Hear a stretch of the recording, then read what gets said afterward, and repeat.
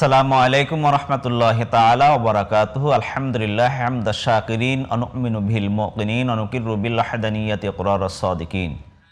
কাছে ও দূরে, দেশে ও প্রবাসে যে যেখান থেকে আমাদের সাথে যুক্ত হয়েছেন সবাইকে জানাই আন্তরিক অভিনন্দন ও শুভেচ্ছা। সুপ্রিয় দর্শক, আপনারা দেখছেন সিনবাত রিসোর্ট গ্রুপ নিবেদিত সুবাসিত রমাদান, পাওয়ার্ড বাই ঢাকা স্পেশালাইজড হাসপাতাল, co sponsor bionic Dhaka model হাসপাতাল ও ডাক্তার S R. Faruk and trauma centre হাসপাতালের সৌজন্যে মাহে রমাদানের বিশেষ আয়োজন জি টিভির পর্দায়। অনুষ্ঠানের শুরুতেই আমরা শুনব পবিত্র কোরআনুল হাকিম থেকে তেলাওয়াত। আউযু বিল্লাহি মিনাশ শাইতানির রাজীম।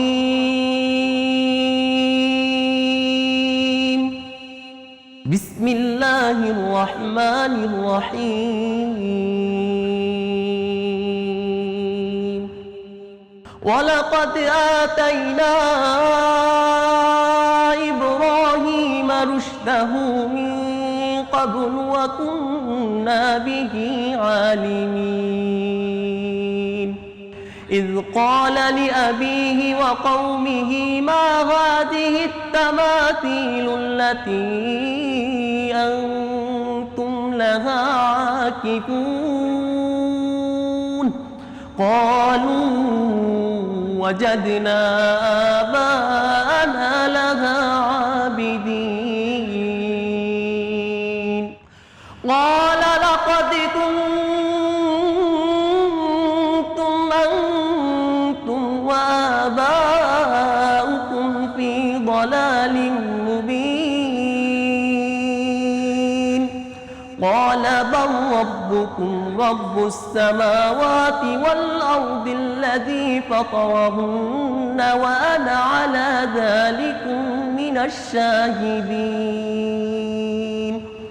وتالله لأكيدن أصنامكم بعد أن تولوا مدبرين صدق الله العظيم وصدقت يا رب العالمين ونحن ذلك من الشاهدين والحمد لله رب العالمين। সুপ্রিয় দর্শক, ইসলামের বিভিন্ন জীবন ঘনিষ্ঠ বিষয় নিয়ে আলোচনা করার জন্য আমরা জি টিভির স্টুডিওতে উপস্থিত হয়ে থাকি। তেমনি আজকে আমাদের সমাজে চলার জন্য বা দুস্থ অসহায় মানুষদেরকে সহযোগিতা করার জন্য ইসলামে দান সদাকার কি গুরুত্ব রয়েছে সে বিষয়ে নিয়ে আলোচনা করার জন্য আমরা দুজন অতিথিকে স্টুডিওতে আমন্ত্রণ জানিয়েছি। সুপ্রিয় দর্শক, আপনাদের সাথে পরিচয় করে দিচ্ছি। আমার সর্বশেষ ডানে রয়েছেন Ferdousur Rahman Rumi, DMD, Bangladesh agro resort. আসসালামু আলাইকুম ওয়া রাহমাতুল্লাহি ওয়া বারাকাতুহু। ওয়ালাইকুম আসসালাম ওয়া রাহমাতুল্লাহ। আমার ডানে রয়েছে doctor Mohibullah Shahin, chairman Manaha group. আসসালামু আলাইকুম ওয়া রাহমাতুল্লাহি ওয়া বারাকাতুহু। ওয়ালাইকুম আসসালাম ওয়া রাহমাতুল্লাহি তাআলা ওয়া বারাকাতুহু। মুহতারাম, আপনারা কেমন আছেন? আলহামদুলিল্লাহ। আপনাদের দুজনকেই আমাদের স্টুডিওর পক্ষ থেকে আন্তরিক অভিনন্দন ও শুভেচ্ছা। ধন্যবাদ। দান সাদাকা ইসলামে অনেক গুরুত্বপূর্ণ একটি বিষয়। দান সাদাকার মাধ্যমে বালা মুসিবত দূর হয়। আল্লাহ তাআলা মানুষকে দান করার জন্য অনেক নসিহা করেছেন। পবিত্র কোরআনে রাসূল আকরাম সাল্লাল্লাহু আলাইহি সাল্লাম হাদিসের ভিতরে দান সাদাকার ভিতরে উৎসাহিত করেছেন। কারণ আমাদের প্রতিনিয়ত সমাজে চলতে গিয়ে গুনাহ হয়ে থাকে। গুনার হয়ে গেলে এই কাফফারা দান সৎকার মাধ্যমে কিছু হয়ে থাকে যে আল্লাহ তাআলা শাস্তি থেকে আমাদেরকে তখন হেফাজত রাখেন। তো ফেরদৌসুর রহমান রুমি, আপনার কাছে জানতে চাবো এই যে দান সাদাকার ক্ষেত্রে সামাজিক কি প্রভাব রয়েছে? ধন্যবাদ আপনাকে, চমৎকার একটি প্রশ্ন করেছেন। প্রত্যেকটা মানুষের জীবনে, যেমন শারীরিক জীবনে দেখবেন যে অনেক ধরনের টক্সিন আমাদের শরীরে তৈরি হয়।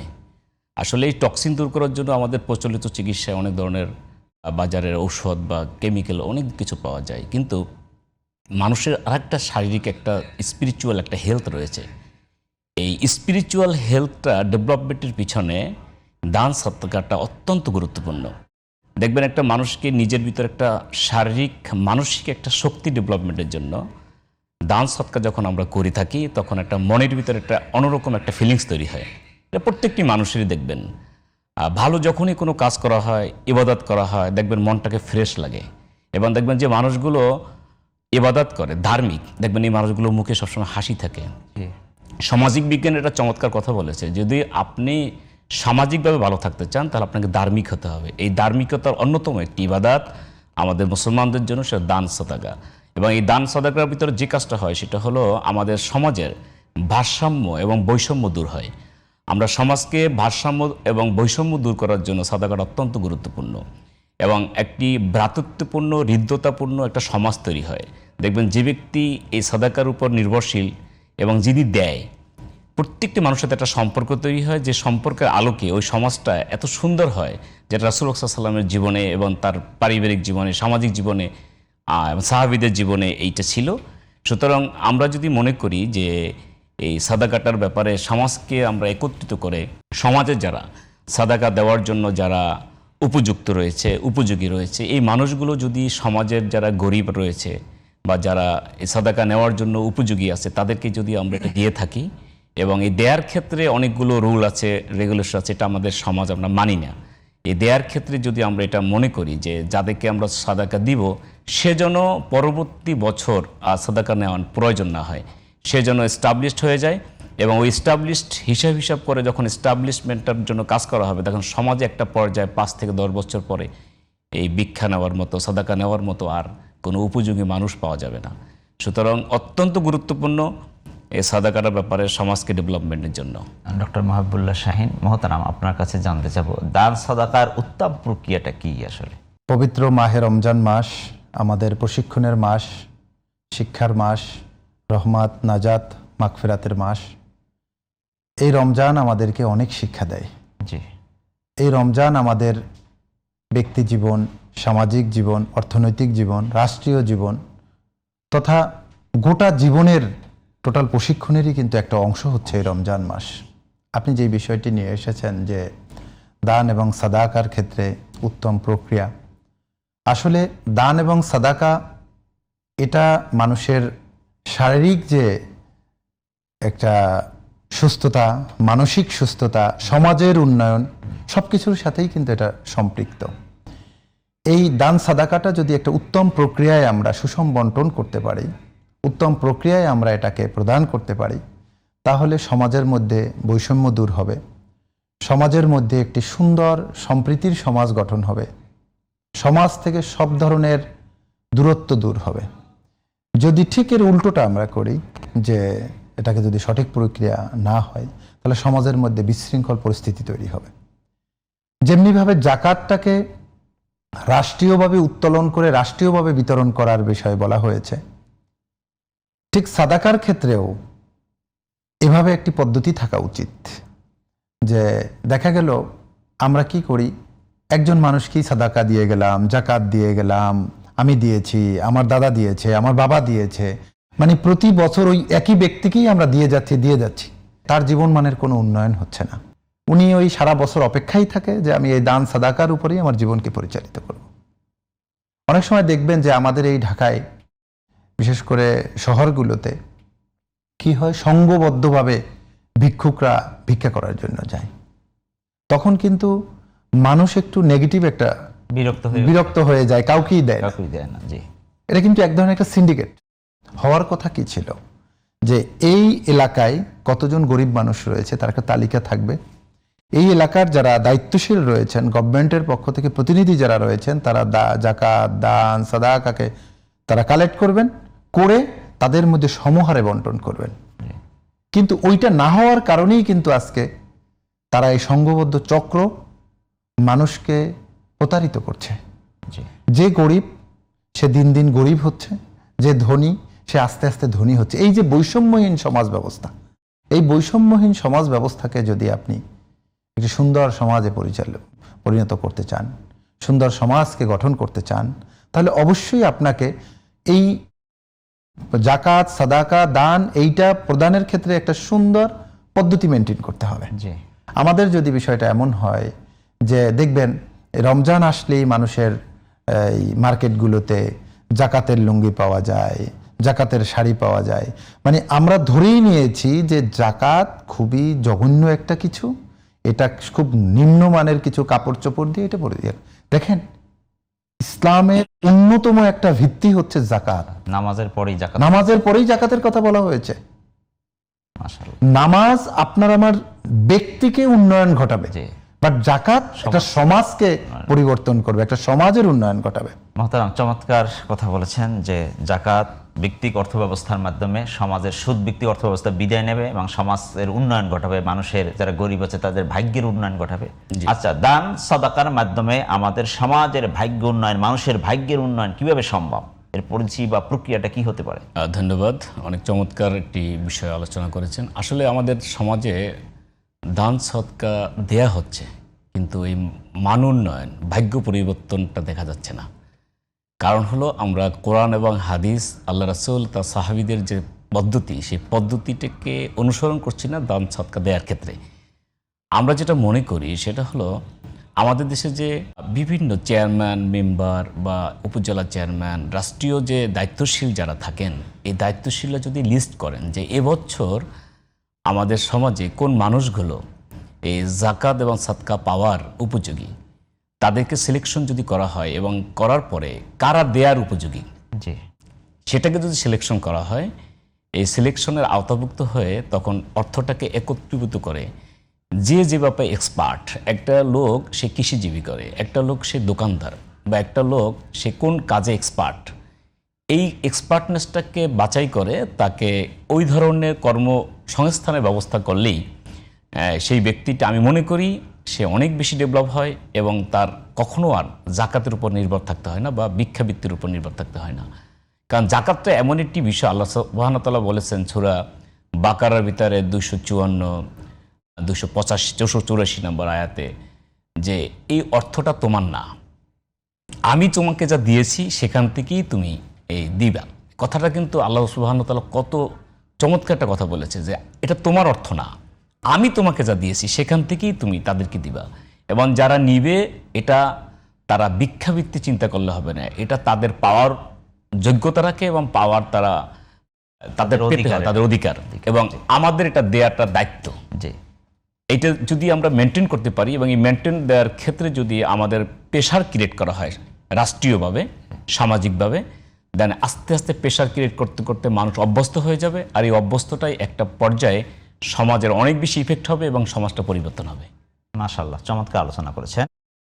মহতারাম, আপনার কাছে জানতে চাবো, আমাদের সমাজে যারা ভাসমান রয়েছে, ঢাকা শহরে সহ বিভিন্ন শহরে, বিভাগীয় শহরগুলো ভাসমান অনেক মানুষ রয়েছে যাদের থাকার ব্যবস্থা নাই, খাওয়ার কোথায় ঘুম, কোথায় মানে খাবার ব্যবস্থা কিছুই নাই।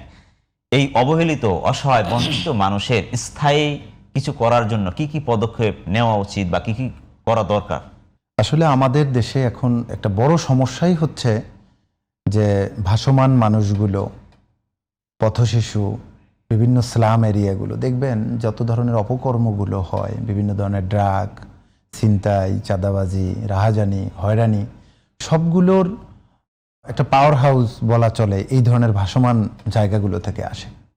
এই মানুষগুলোকে নিয়ে যদি আমরা সুন্দর পরিকল্পনা থাকে, সরকারের পরিকল্পনা থাকে যে যেমনিভাবে ভ্যাট ট্যাক্স আদায়ের ক্ষেত্রে সরকারের জোর তাকিদ রয়েছে, সরকার এটার জন্য না দিলে দুদক তাদেরকে ধরে, না দিলে আইনিভাবে তাদেরকে মোকাবেলা করা হয়, ঠিক যদি জাকাতের ব্যাপারেও এই ধরনের শক্ত অবস্থান থাকতো, জাকাত যদি, যেমন আমাদের ধরেন যে বিভিন্ন এলাকার নদী ভাঙন, বিভিন্ন বরিশাল অঞ্চল বা খুলনা অঞ্চলে নদী ভাঙন থাকে, চাঁদপুরে নদী ভাঙন থাকে, অসংখ্য মানুষ তাদের হোমলেস হয়ে যায়, নদীতে তাদের জীবন, ঘর বাড়ি বিলীন হয়ে যায়। তারা কি করে, তখন জীবন জীবিকার তাগিদে তারা চলে আসে, এই রাজধানী শহরগুলোতে আসে। এসে তারা যখন তাদের পরিচালনা করতে গিয়ে আয় এবং ব্যয়ের যখন একটা ব্যালেন্স করতে পারে না, তখনই কিন্তু তারা এই ধরনের ভাসমান মানুষ হয়ে যায়। যদি আমরা এটা করতে পারতাম যে ঠিক আছে, যাদের এই নদী ভাঙনে যাদের ঘরবাড়ি বিলীন হয়ে গেছে, এই মানুষগুলোকে যদি আমরা সুন্দরভাবে তাদেরকে ওই অঞ্চল থেকে আমরা জাকাত কালেক্ট করে, ওই অঞ্চল থেকে সাদাকা কালেক্ট করে, ওই অঞ্চল থেকে গভর্নমেন্টের ফান্ড কালেক্ট করে, গভর্নমেন্ট যদি তাদেরকে, ওই গভর্নমেন্টের কিছু খাস জমি থাকে সেখানে যদি তাদেরকে পুনর্বাসন করা যেত, জাকাতের অর্থ দিয়ে যদি তাদের, যে নদীর পাড়ে বসবাস করে সে হয়তো মাছ ধরতে জানে, তার জন্য একটা জাল কিনে দেওয়া যেত, একটা নৌকো কিনে দেওয়া যেত, যে রিক্সা গাড়ি ভ্যান চালাইতে পারে ভ্যান কিনে দেওয়া যেত, সে ওখানে তার নিজ এলাকায় থেকে বসবাস করত এবং সে নিজের জীবন জীবিকা পরিচালনার জন্য কিন্তু একটা উত্তম ব্যবস্থা সে পেয়ে যেত। যদি এভাবে করা যেত তাহলে কি হতো, ঢাকা থেকে এই ভাসমান মানুষগুলোকে তার নিজ নিজ এলাকায় কিন্তু ট্রান্সফার করা যেত। জি। এখনো যদি আমাদের সৎ ইচ্ছা থাকে সরকার করবেন, কিন্তু আমাদের মতো এই ধরনের যে উন্নয়নশীল যে দেশগুলো রয়েছে তাদের পক্ষে সবকিছু সরকারের পক্ষেও সম্ভব না। জি। যে সকল শিল্পপতিরা রয়েছে, যে ধনী মানুষগুলো রয়েছে, তারা যদি উদ্যোগ নেয় যে আজকে ঢাকা শহর থেকে আমি 10 জন মানুষকে এই বছরের আমার জাকাতের টাকা দিয়ে, আমার দানের টাকা দিয়ে আমি এদেরকে তার নিজ এলাকায় ট্রান্সফার করব। কি হতে পারে, আমি একটা জমি কিনবো, ওখানে 5টা ঘর করে দিলাম, এবং এই ক্ষেত্রে 2-4 জন মিলেও হতে পারে, সম্মিলিতভাবে এই উদ্যোগটা গ্রহণ করা যেতে পারে। জি। কিনে তাদেরকে ওখানে কোনো একটা কর্মসংস্থানের ব্যবস্থা করে দিলে তারা কিন্তু চলে যাবে। কোনো মানুষই চায় না যে এই খোলা আকাশের নিচে কুকুর, বিড়াল, হিংস্র জীব জানোয়ারের সাথে বসবাস করতে। তাদেরকে এটাও বুঝাইতে হবে, অনেক সময় মানুষের অভ্যাসে পরিণত হয়ে যায় মানুষের কাছে হাত পাতা, ভিক্ষা করা এবং এই স্লাম এরিয়াগুলোতে বসবাস করাটা এক ধরনের মানুষের অভ্যাসে পরিণত হয়ে যায়। তাদের মধ্যে সচেতনতামূলক ক্যাম্পিং করতে হবে যে তুমি যদি এখানে বসবাস করো তোমার জীবনের ঝুঁকি থাকে, তোমার জীবন মানের কোনো উন্নয়ন হবে না। এদেরকে বুঝাতে হবে যে তোমার জন্য আমি সুন্দর ব্যবস্থা করে দেব, তুমি ওখানে চলে যাও। যখন কোনো মানুষ দেখবে যে আমার এখানের চেয়ে ওখানে সুন্দর ব্যবস্থা আছে, শুধু ঘর করলে হবে না, আপনার তার যে মৌলিক চাহিদাগুলোর ব্যবস্থা আছে সেগুলোও করে দিতে হবে। তার ওয়াটার, স্যানিটেশন, তার জীবিকার, তার সন্তানদের লেখাপড়ার সব বিষয়গুলোকেই খেয়াল করতে হবে। যখন এরকম ব্যবস্থা করা যাবে তখনই কিন্তু এই ভাসমান মানুষগুলোকে আপনি ট্রান্সফার করতে পারবেন, এবং আমাদের যেই জাকাত এবং সাদাকার যেই মূল উদ্দেশ্য সেটাও কিন্তু এটা দিয়ে পূর্ণ হয়ে যাবে। মাশাআল্লাহ, চমৎকার আলোচনা করেছেন। আপনাদের দুজনকেই আমাদের স্টুডিও থেকে আন্তরিক অভিনন্দন ও শুভেচ্ছা জ্ঞাপন করেছি। সুপ্রিয় দর্শক, আপনারা দেখছেন সিনবাদ রিসোর্ট গ্রুপ নিবেদিত সুবাসিত রমাদান, পাওয়ার্ড বাই ঢাকা স্পেশালাইজ হাসপাতাল, co sponsor bionic Dhaka model হাসপাতাল ও ডাক্তার SR Faruk and trauma centre হাসপাতালের সৌজন্যে মাহে রমাদানের বিশেষ এই আয়োজন জিটিভির পর্দায়। সুপ্রিয় দর্শক, দেখা হবে আগামী পর্বে। ততক্ষণ ভালো থাকবেন, সুস্থ থাকবেন। একটি নাশিদ শুনতে শুনতে বিদায় নেব। আর পুরো অনুষ্ঠান জুড়ে ছিলাম আমি মুফতি আব্দুল আলিম। আসসালামু আলাইকুম ওয়া রাহমাতুল্লাহি তাআলা ওয়া বারাকাতুহু। আমি তোমার প্রেমের ভিখারি ইয়া রাসূলুল্লাহ, আমি তোমার প্রেমের ভিখারি ইয়া রাসূলুল্লাহ, আমি তোমার প্রেমের ভিখারি।